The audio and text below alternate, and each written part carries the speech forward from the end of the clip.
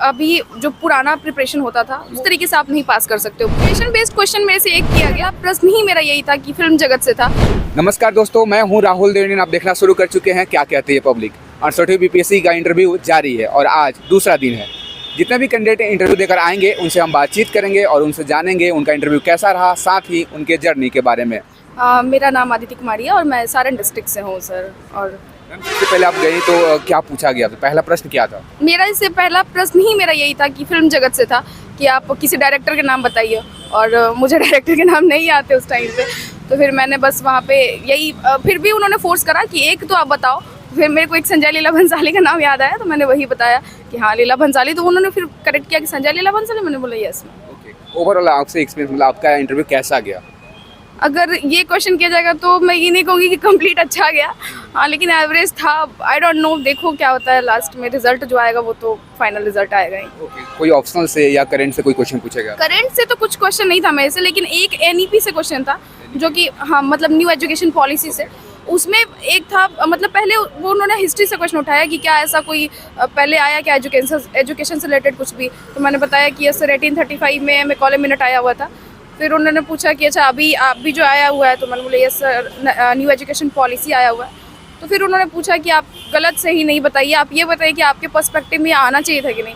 तो मैंने बोला यस सर बिल्कुल आना चाहिए था, बिकॉज अभी जो 1 to 5 क्लास के, फिर मैंने उसके कुछ प्रोविजंस बताए कि 1 to 5 क्लास में जो रीजनल लैंग्वेज पर जोर दिया गया है, उसके साथ साथ जो स्किल डेवलपमेंट को लेकर के, क्योंकि मैं कॉमर्स सेक्शन से हूँ, तो फिर मैंने उसी वे में अपना आंसर फ्रेम किया।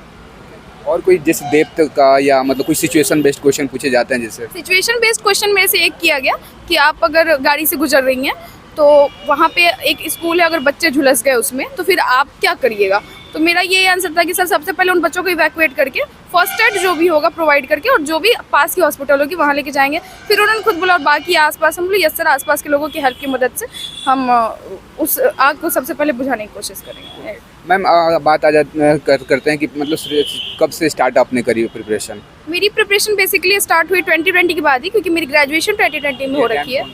मेरा ये सेकंड अटेम्प्ट है, मेरा फर्स्ट अटेम्प्ट 67 था और वहाँ भी मैं मेंस तक गई थी, और अभी फिलहाल थर्ड अटेम्प्ट भी दे रखा है, मेंस है अभी उसका भी। ठीक है मैम, ये क्वेश्चन कि आपने सिर्फ सिविल सर्विस में ही आना है, ये कब सोचा था?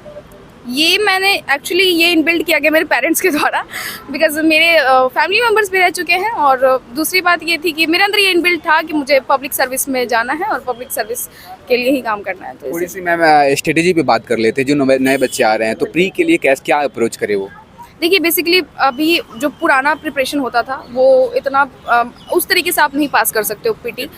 बेसिकली आपको एनसीईआरटी बेस्ड क्वेश्चन रह रहे हैं अभी, तो आपको होना चाहिए, एक डीप नॉलेज होना चाहिए, क्योंकि पीटी ही मेरे को लगता है कि अभी ज़्यादा टफ हो चुका है। तो आप एनसीईआरटी बेस्ड जितना ज़्यादा हो सके अपनी पढ़ाई को रखो, और दूसरी चीज़ है कि क्वेश्चन ज़्यादा अटेम्प्ट करो, यही। पीटी के बाद अगर मेंस की बात करते हैं, मेंस में क्या अप्रोच है अपना?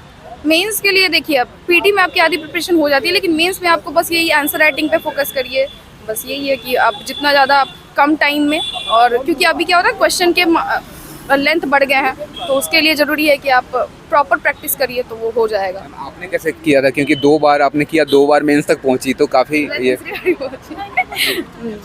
ठीक है। तो आपने कैसे प्रिपेयर किया था? मेरा प्रिपरेशन यही था कि जैसे होता है, कोई कोचिंग वगैरह ज्वाइन किया या नहीं अभी मैंने मेंस के लिए कोई कोचिंग नहीं ज्वाइन करा, लेकिन टेस्ट सीरीज ज्वाइन करा था। तो चूँकि वो हेल्प करता है बहुत ज़्यादा आपको, क्योंकि उसमें आप ऐसा कर लेते हो कि आपकी प्रैक्टिस हो जाती है प्रॉपर, तो उसमें वो हेल्प करता है। लास्ट बात आती है इंटरव्यू के लिए मॉक दिया था आपने? हाँ 1-2 जगह मैंने मॉक दिया था, तो जैसे परफेक्शन वगैरह में दे रखा था मैंने, तो वही। लेकिन वो अगर ये कहना कि मॉक का ही सेम माहौल होता है तो बिल्कुल नहीं, यहाँ बहुत कॉर्डियल है और सब लोग बहुत अच्छे हैं, और जो भी आने वाले हैं उनको भी ऑल द बेस्ट।